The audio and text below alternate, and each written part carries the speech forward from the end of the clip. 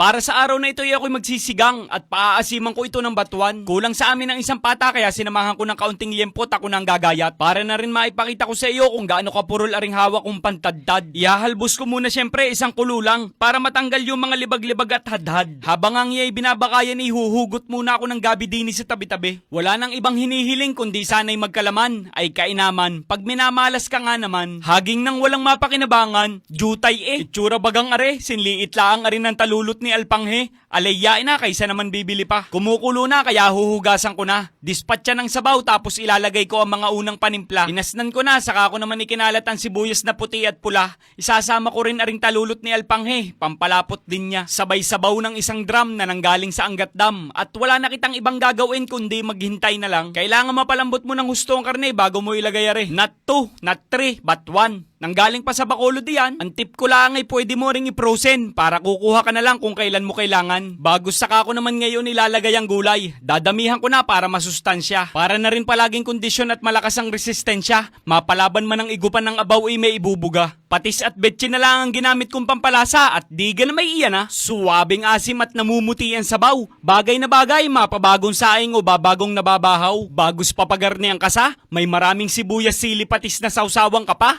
Aywan ko na lang kung di ka mapaigup abaw, indot maya. Ay inang!